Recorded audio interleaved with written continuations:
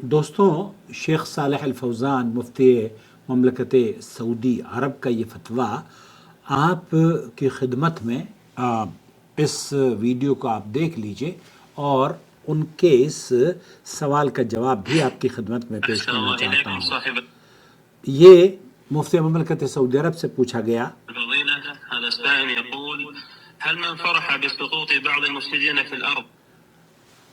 پوچھا جا رہا ہے کہ هل من فرح بسقوط بعض المفسدين في الأرض ولو كان القابض عليهم من الكفار هل يعد هذا من ولایت الکافرین؟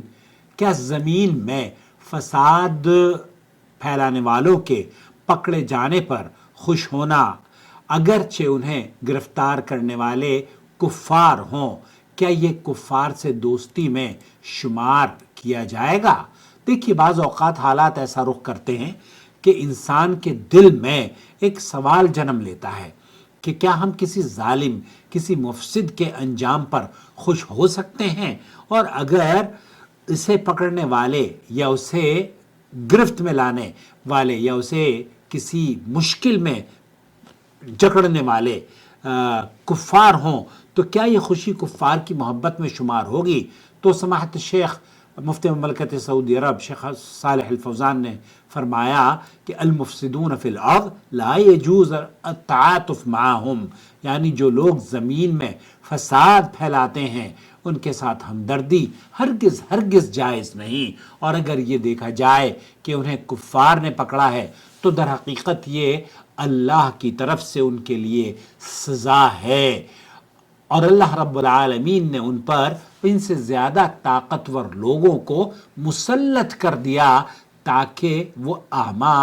اپنے اعمال کا بدلہ پائیں۔ پھر مزید وضاحت کرتے ہوئے شیخ صالح الفوزان فرماتے ہیں وَلَا نُتَعَاطَفْ مَعَ الْمُفْسِدِينَ فِي الْأَرْضِ، ہم مفسدین کے ساتھ ہمدردی نہیں کرتے اور یہ عمل ہرگز کفار سے دوستی شمار نہیں ہوتا، بلکہ حقیقت یہ ہے کہ اللہ کی طرف سے ان مفسدوں کے لیے، ان مفسد لوگوں کے لیے سزا ہے، اور اسی مفہوم کو قرآن کریم نے بہت خوبصورت نہایت بلیغ انداز میں بیان فرمایا ہے وَكَذَلِكَ نُوَلِّي بَعْضُ الظَّالِمِينَ بَعْضًا بِمَا كَانُوا يَكْسِبُونَ، اور اسی طرح ہم بعض ظالموں کو بعض پر مسلط کر دیتے ہیں ان کے اپنے اعمال کی وجہ سے۔ تو دوستو، بھائیوں اور بہنوں، یاد رکھیے یہ خوشی کفار کی محبت نہیں، یہ خوشی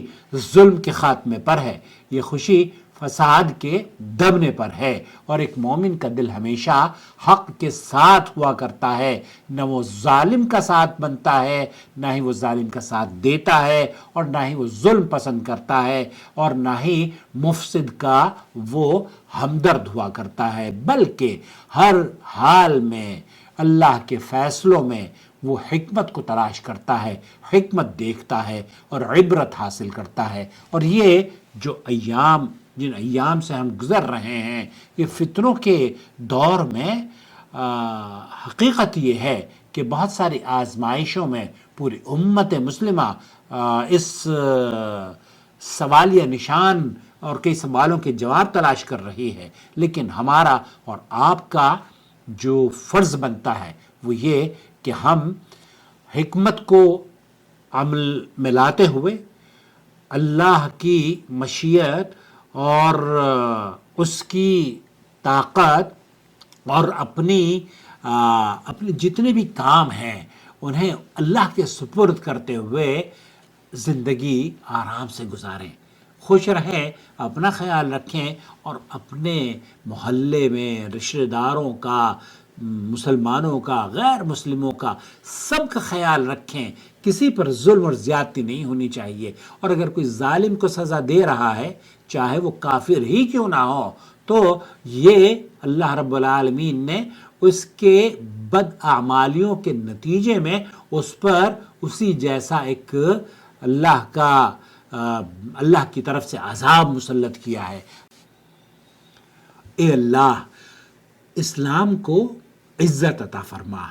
ایسی عزت کہ دنیا اپنی آنکھوں سے دیکھے اور پہچانے کہ حق کیا ہے، اور مسلمانوں کو سر بلندی نصیب فرما، ان کے حال سنوار دے، ان کے دلوں کو جوڑ دے، ان کے قدموں کو ثابت قدمی عطا فرما، اے اللہ شرک کو مٹا دے، مشرکین کو ذلت اور رسوائی کا سامنا ہو تاکہ باطل کا غرور ٹوٹ جائے اور حق کا پرچم بلند ہو جائے۔ اے رب کریم، جو تیرے دشمن ہیں اور جو تیرے دین کے دشمن ہیں ان کے مکر و فریب کو انہی پر الٹ دے، ان کی چالوں کو ناکام بنا دے اور انہیں ایسا انجام دکھا کہ وہ عبرت بن جائیں۔ اے اللہ ہمیں حق کے ساتھ جوڑ اور باطل سے دور رکھ، اور ہمیں ان لوگوں میں شامل فرما جو تیرے دین کی نصرت کرنے والے ہوں۔ آمین یا رب العالمین۔ اللہ سے دعا ہے کہ اللہ رب العالمین ہمیں امن اور سلامتی عطا فرمائے جہاں جہاں مسلمان بستے ہیں۔ اے اللہ تو ان کا حامی و ناصر بن جا، محافظ بن جا، ان کی حفاظت فرما، اور ہمارے محلوں میں، ہمارے شہروں میں، ہمارے ممالک میں اے اللہ تو امن اور سلامتی عطا فرما۔ آمین یا رب العالمین۔ اللہم اعز الاسلام والمسلمین واذل الشرک والمشرکین ودمر اعدائک واعداء الدین۔ اللہم اعز الاسلام والمسلمین واذل الشرک والمشرکین ودمر اعدائک واعداء الدین۔ یہ اس کا ترجمہ میں آپ کی خدمت میں پیش کروں۔ اب آپ جب اللہ رب العالمین سے یہ دعا کر رہے ہیں کہ اے اللہ اسلام اور مسلمانوں کو عزت عطا فرما اور شرک اور مشرکین کو ذلیل اور خوار کر دے اور اپنے اور دین کے دشمنوں کو تباہ و برباد فرما، آمین یا رب العالمین۔ والسلام علیکم ورحمۃ اللہ وبرکاتہ۔ واجب على علماء الحق أن يتقوا الله وأن يعلموا الناس وأن يرشدوا الناس من طريق الإذاعة، من طريق الكتابة والصحافة، من طريق التلفاز، يعلموا الناس دينهم۔ توحید یہ ہے کہ ایک معبود حقیقی کی، ایک اللہ کی عبادت و بندگی کی جائے، اور اس کی ذات میں، اس کے صفات میں، اس کی الوہیات میں، اس کے تصرفات میں، اس کے علم میں، اس کی قدرت میں، اس کی شان و عظمت میں کسی بھی مخلوق کو بھی شریک نہ بنایا جائے، نہ پارٹنرشپ بنایا جائے۔ یہ ہے اصل توحید۔ اللہ ولی الذین آمنوا یخرجهم من الظلمات إلى النور والذین كفروا أولیاؤهم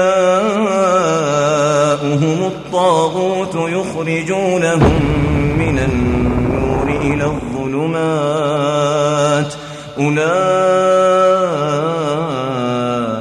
أصحاب النار هم فيها خالدون۔